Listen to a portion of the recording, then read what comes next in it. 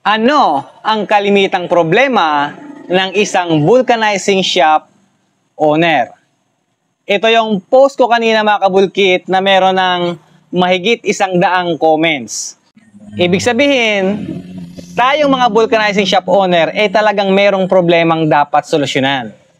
At meron nga ditong comment na kung saan nakarelate talaga ako mga kabulkit. Shout out sa'yo, Johnny Apatad.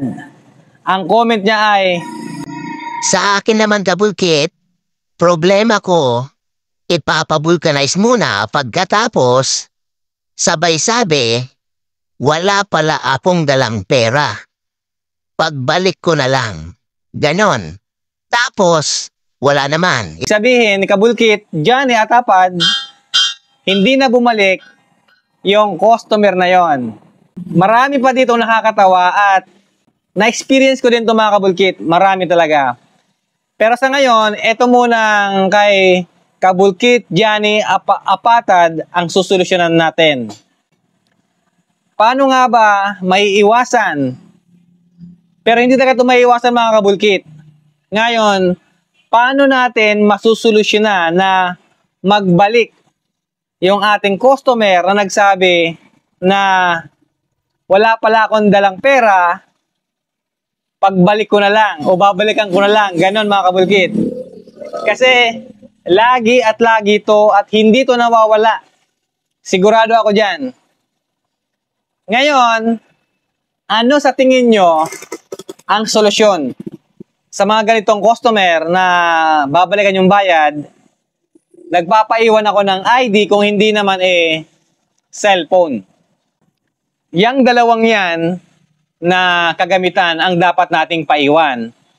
Pero ngayon, meron na naman akong bagong technique na i-share sa inyo.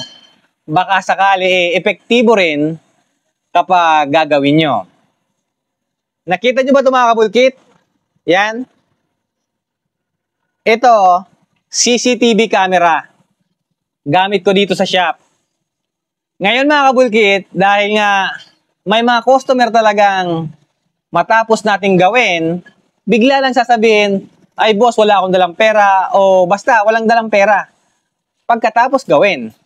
Oh my God! Wow! Ngayon, mga kabulkit, kung wala siyang may iwang lisensya, wala siyang dalang cellphone, etong camera na to, maganda tong maging solusyon para yung ating mga customer na nangakong babalik, talagang babalik. Paano? Ganito lang yung mga kabulkit.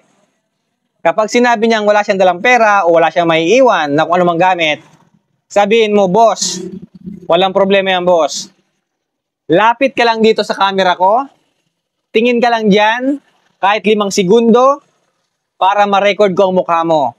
Sakali man na hindi mo kami balikan, makikita mo na lang sa aming Facebook page ang mukha mo. Ganon lang mga kabulkit. Subukan nyo. Wala namang masama. Para naman maging parehas tayo sa customer at maging responsable rin silang customer at magbayad uli sila o magbalik uli sila sa atin. O yun mga kabulkit ha. Mamaya susubukan kong makapag-live kung maganda ang internet connection sa bahay at iisa-isahin kong solusyonan ang mga nag-comment ditong kapwa kabulkit natin na may problema bilang vulcanizing shop owner.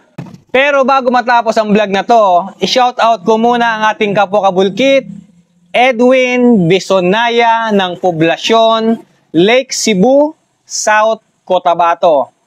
Kabulkit, eto yung order mo sa amin na tire changer extender clamp.